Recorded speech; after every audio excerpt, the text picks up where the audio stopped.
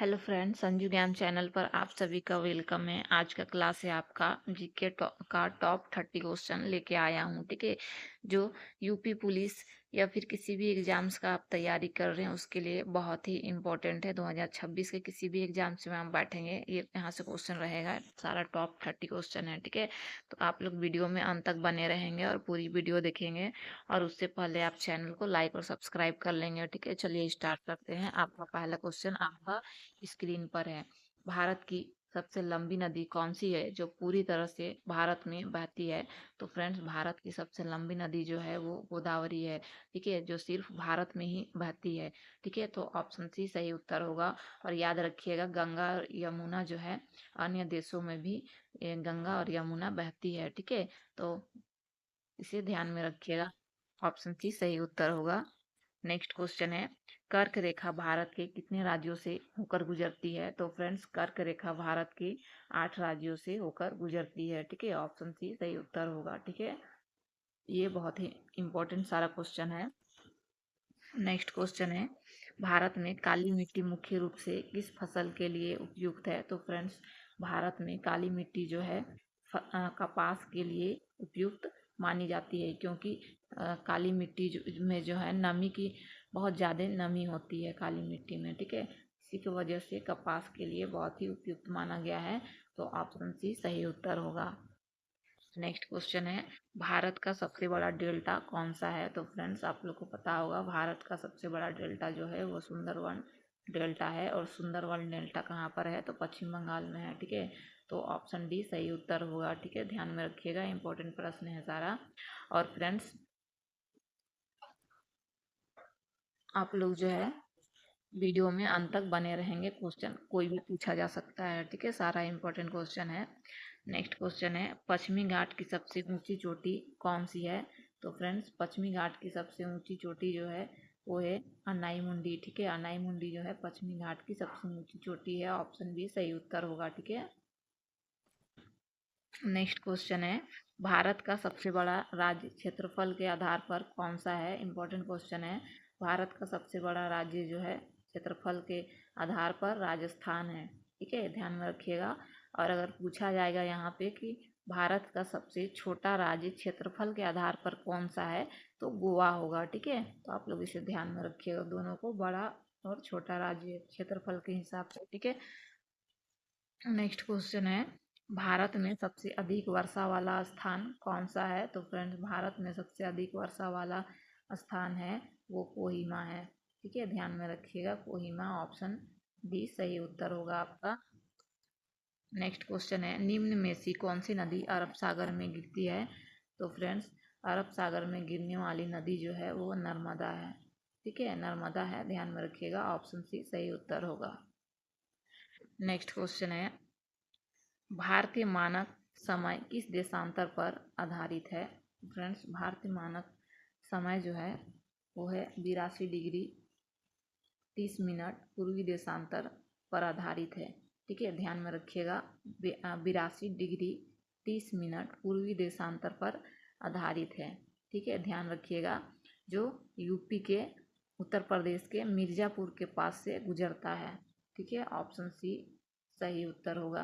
ठीक है, next question है, इस वर्ष 1 जनवरी 2026 को रक्षा अनुसंधान एवं विकास संगठन डीआरडीओ ने अपना कौन सा स्थापना दिवस मनाया है? आप लोग को पता होगा तो कमेंट करिएगा। ठीक है, तो फ्रेंड्स, 1 जनवरी 2026 को डीआरडीओ ने अपना जो है कौन सा स्थापना दिवस मनाया है?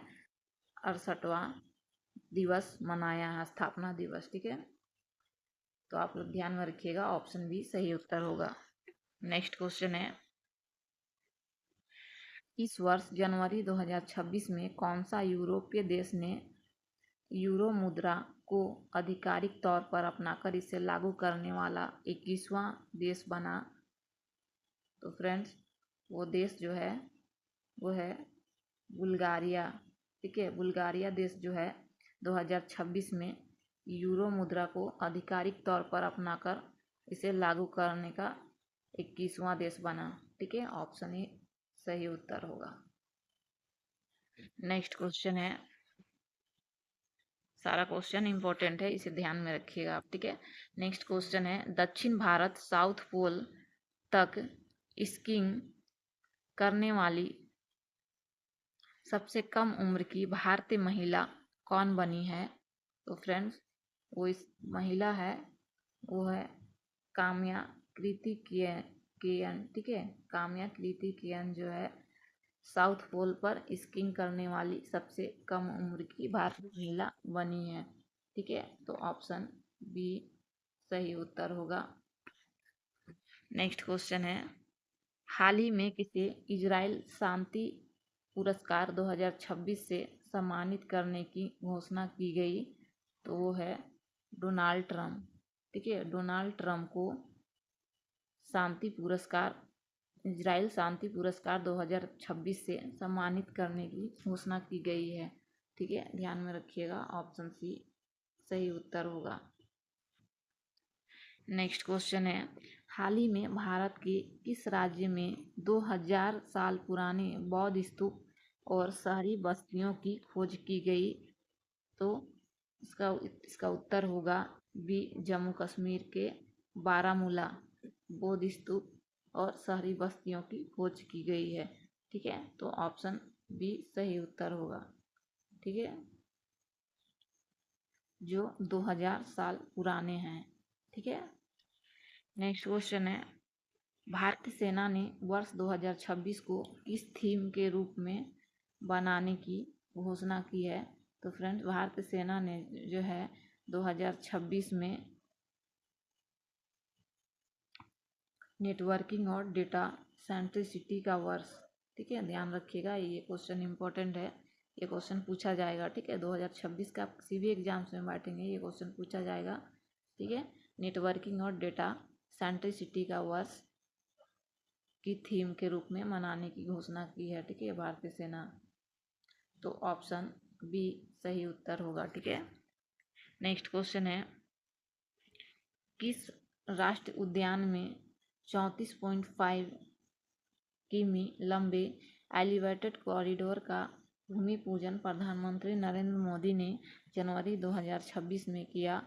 तो वो है काजीरंगा राष्ट्रीय उद्यान, ठीक है। काजीरंगा राष्ट्रीय उद्यान में जो है 35.5 किलोमीटर लंबे एलिवेटेड कॉरिडोर का भूमि पूजन किसने की? तो नरेंद्र मोदी ने किया, ठीक है। तो ऑप्शन ए सही उत्तर होगा, ठीक है। नेक्स्ट क्वेश्चन है, भारत का पहला open sea marine fish farming project कहाँ लॉन्च किया गया? तो फ्रेंड्स, वो है अंडमान और निकोबार, ठीक है। अंडमान और निकोबार में भारत का पहला open sea marine fish farming project launch किया गया है, ठीक है। तो आप लोग ध्यान में रखिएगा, ऑप्शन सी सही उत्तर होगा, ठीक है। नेक्स्ट क्वेश्चन है आपका, जनवरी 2026 में भारत ने किस देश के साथ दूरसंचार सहयोग पर एक संयुक्त घोषणा पत्र पर हस्ताक्षर किए? वो है जर्मनी, ठीक है। भारत ने जर्मनी देश के साथ दूरसंचार सहयोग पर एक संयुक्त घोषणा पत्र पर हस्ताक्षर किया, ठीक है। तो ऑप्शन बी सही उत्तर होगा। नेक्स्ट क्वेश्चन है, वित्त वर्ष 2025-26 के लिए अंतर्राष्ट्रीय मुद्रा कोष IMF ने भारत की GDP ग्रोथ का अनुमान बढ़ाकर कितना कर दिया है? तो है इसका सही उत्तर होगा 7.3%, ठीक है। 7.3% जो है 2025-26 के लिए अंतर्राष्ट्रीय मुद्रा कोष ने भारत की GDP ग्रोथ का अनुमान बढ़ाकर कर दिया है, ठीक है। 7.3% ध्यान में रखिएगा। नेक्स्ट क्वेश्चन है, भारत की सबसे मीठे पानी की झील कौन सी है? तो फ्रेंड्स, भारत की सबसे मीठे पानी की झील जो है वो है उल्लर झील, ठीक है। आप लोग ध्यान में रखिएगा, ऑप्शन बी सही उत्तर होगा। भारत की सबसे मीठे पानी की झील उल्लर झील है, ठीक है। नेक्स्ट क्वेश्चन है, भारत में ताम्रपाषाण संस्कृति का प्रमुख स्थल कौन सा है? तो वो है ए इनाम गांव। ठीक है, इनाम गांव जो है वे महाराष्ट्र में स्थित ताम्रपाषाण, इनाम गांव जो है महाराष्ट्र में स्थित ताम्रपाषाण संस्कृति का एक प्रमुख स्थल माना जाता है। ठीक है, माना गया है। तो ऑप्शन ये सही उत्तर होगा, इनाम गांव ताम्रपाषाण संस्कृति का प्रमुख स्थल है। ठीक है, नेक्स्ट क्वेश्चन है, मेहरगढ़ स्थल किससे संबंधित है? मेहरगढ़ स्थल जो है वो संबंधित है नवपाषाण काल से। ठीक है, नवपाषाण काल से मेहरगढ़ स्थल संबंधित है, जो भारत उपमहाद्वीप के प्रारंभिक नवपाषाण स्थलों में से एक माना जाता है। ठीक है, ऑप्शन बी सही उत्तर होगा। नेक्स्ट क्वेश्चन है, लोथल किस लिए प्रसिद्ध था? फ्रेंड्स, लोथल जो है वो बंदरगाह के लिए प्रसिद्ध है। ठीक है, लोथल बंदरगाह के लिए प्रसिद्ध है। ये सिंधु सभ्यता का एक प्रमुख बंदरगाह था। ठीक है, और यहाँ से जो है समुद्री व्यापार हुआ करता था। तो ऑप्शन सी आपका सही उत्तर होगा। ठीक है, नेक्स्ट क्वेश्चन है, सिंधु सभ्यता की लिपि कैसी थी? तो फ्रेंड्स, सिंधु सभ्यता की लिपि थी वो थी चित्रात्मक। ठीक है, चित्रात्मक थी। ठीक है, जो अभी तक अच्छे से पढ़ा नहीं जा सकता है। ठीक है, ध्यान रखिएगा, सिंधु सभ्यता की लिपि थी चित्रात्मक। ठीक है, ऑप्शन बी सही उत्तर होगा। नेक्स्ट क्वेश्चन है, पुरोहित शब्द किससे संबंधित है? तो फ्रेंड्स, पुरोहित शब्द जो है वो संबंधित है पुरोहित वर्ग से। ठीक है, ध्यान में रखिएगा, पुरोहित वर्ग से पुरोहित शब्द संबंधित है। ठीक है, ऑप्शन सी सही उत्तर होगा। नेक्स्ट क्वेश्चन है, उत्तर वैदिक काल में वर्ण व्यवस्था कितने वर्गों में विभाजित थी? इम्पोर्टेंट प्रश्न है फ्रेंड्स। उत्तर वैदिक काल में वर्ण व्यवस्था जो है वो थी 4 वर्गों में विभाजित थी। ठीक है, ब्राह्मण वर्ग, क्षत्रिय वर्ग, वैश्य और शूद्र 4। ठीक है, शूद्र 4 वर्णों में विभाजित थी। तो ऑप्शन सी सही उत्तर होगा। ठीक है, नेक्स्ट क्वेश्चन है, पानीपत का प्रथम युद्ध कब हुआ था? इसका सही उत्तर होगा ए 1526 में पानीपत का प्रथम युद्ध हुआ था। ठीक है, नेक्स्ट क्वेश्चन है, अकबर के नवरत्नों में कौन शामिल नहीं था? तो फ्रेंड्स, अकबर के नवरत्न में चाणक्य जो है शामिल नहीं थे। ठीक है, ध्यान में रखिएगा, ऑप्शन डी सही उत्तर होगा।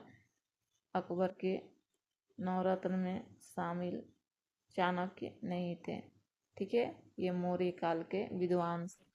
ठीक है, नेक्स्ट क्वेश्चन है, असहयोग आंदोलन का शुरुआत कब हुआ था? तो फ्रेंड्स, असहयोग आंदोलन का शुरुआत जो है 1920 ईस्वी में हुई। ठीक है, और किसके नेतृत्व में हुआ? तो महात्मा गांधी के नेतृत्व में हुआ। ध्यान में रखिएगा। ठीक है, ऑप्शन सी सही उत्तर होगा। नेक्स्ट क्वेश्चन है, अंतिम प्रश्न है आपका, भारत छोड़ो आंदोलन का प्रारंभ कब हुआ था? इसका सही उत्तर होगा 1942। ठीक है, भारत छोड़ो आंदोलन का प्रारंभ हुआ 1942 ईस्वी में। ठीक है, आप लोग ध्यान में रखिएगा, ऑप्शन सी सही उत्तर होगा। और फ्रेंड्स, आप लोग को PDF चाहिए तो आप लोग कमेंट करिएगा। ठीक है, उसके बाद कमेंट करिएगा, और चैनल के डिस्क्रिप्शन बॉक्स में लिंक है टेलीग्राम का। ठीक है, वहाँ से आप लोग डाउनलोड कर लीजिएगा PDF।